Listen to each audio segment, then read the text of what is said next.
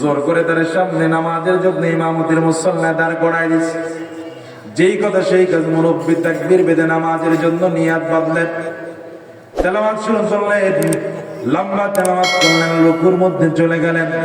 ওলামায়ে কেরাম রুকুর মধ্যে চলে গেছেন। রুকু তো গেছে, আর রুকু থেকে ওঠার কোনো খবর নাই। জোরে কইবেন না সুবহানাল্লাহ। লম্বা রুকু করলেন, লম্বা সিজদা দিলেন, প্রথম রাকাত শেষ করলেন, দ্বিতীয় রাকাত শেষ করলেন, তৃতীয় রাকাত শেষ করলেন।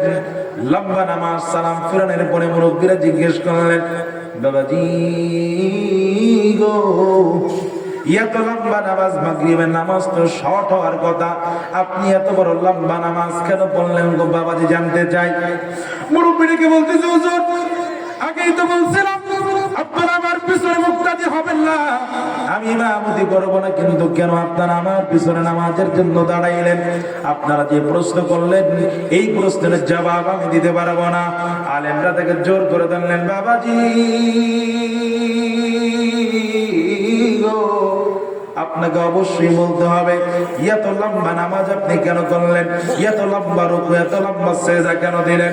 মুরব্বিকে বলতেছে, রে বাবা, আমি যখন রুকুর মধ্যে চলে যাই, রুকুতে যাওয়ার পরে যখন রুকুর তাসবিহ গুলো পড়ি, সুবহানা রাব্বিয়াল আযীম পড়তে পড়তে পড়তে পড়তে যতক্ষণ পর্যন্ত আমার আল্লাহ আমাকে ইলহামের মাধ্যমে খবর না জানায়, রে গোলাম তোমার রুকু আমি আল্লাহ কবুল করি নাই, ততক্ষণ পর্যন্ত আমি রুকু থেকে মাথা উপরে উঠাই না। বাবারে আমার, বন্ধুরে আমার, মুরব্বিকে বলতেছে, ও হুজুর শুনো, আমি যখন সিজদার মধ্যে চলে যাই, আমার রব যতক্ষণ পর্যন্ত আমার মন না বলে, আমার মন না চায় না, আমার আল্লাহ আমার সিজদা কবুল করে নাই, ততক্ষণ পর্যন্ত আমি সিজদা থেকে মাথাটা উপরে জাগাই না। চিৎকার করে বলেন না সুবহানাল্লাহ। ও তুই পড়লি নামাজ, ধরলি নামাজ, সারা জীবন ভর নামাজ, হইল না রে তোর নামাজের লইলি না খবর, নামাজ হইল না রে তোর নামাজের লইলি না খবর, ঠিক কি না?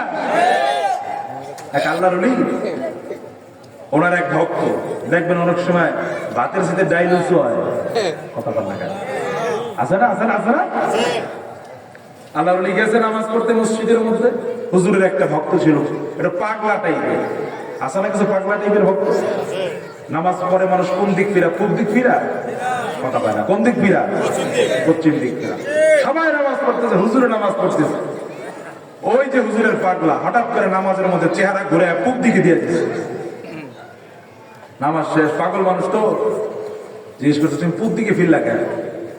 আমারে কি জিগাইবেন, ইমাম সাহেবরে জিগান, বুঝলেন না? কারে জিগাইবো? ইমাম সাহেবরে জিগান। এখন সবাই পড়ছে বিপদে, ইমাম সাহেবরে কি জিগান? হ্যাঁ, তারে জিগান। সর্বশেষ জিজ্ঞেস করছে, ইমাম সাহেব কাহিনী? ভুলটা আমার, নামাজের মধ্যে আমার মনোযোগ নষ্ট হয়ে বাড়ির দিকে মন গেছে গা। এই দুনিয়ার কেউ খবর পায় নাই, ওই পাগলা খবর পাইছে। এটা হচ্ছে আল্লাহওয়ালা বুজুর্গ বান্দাদের তাকওয়া, কথা বলেন ঠিক কিনা? এই জন্য তো বলি, ওতে পড়লি নামাজ, ধরলি নামাজ, সারা জীবন ভর নামাজ, হইল না রে তোর নামাজের লইলি না খবর, নামাজ হইল না রে তোর নামাজের লইলি না খবর, ঠিক কিনা?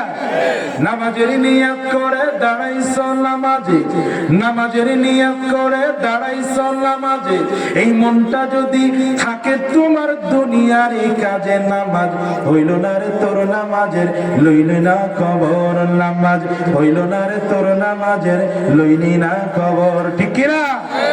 মসজিদে পড়িলে আজান তুমি সবার আগে যাও, আছে না, আছে না? মসজিদে পড়িলে আজান তুমি সবার আগে যাও, ওরে নামাজ শেষে বাইরে এসে সুদের টাকা খাও, নামাজ, কথা কয় না, কথা কয় না, ওরে নামাজ শেষে বাইরে এসে সুদের টাকা খাও, নামাজ হইল না রে তোর নামাজের লইলি না খবর, নামাজ হইল না রে তোর নামাজের লইলি না খবর, ঠিক কিনা? এজন্য নামাজ হবে আল্লাহর জন্য। কার জন্য? জোরে বলেন না, কার জন্য? এজন্য কোয়ান্টিটি না কোয়ালিটি লক্ষ্য। কয় রাকাত পড়ছে এটা বিষয় না, নামাজটা কত সুন্দর হয়েছে এইটা হচ্ছে মূল বিষয়। কথা কোন ঠিক কিনা?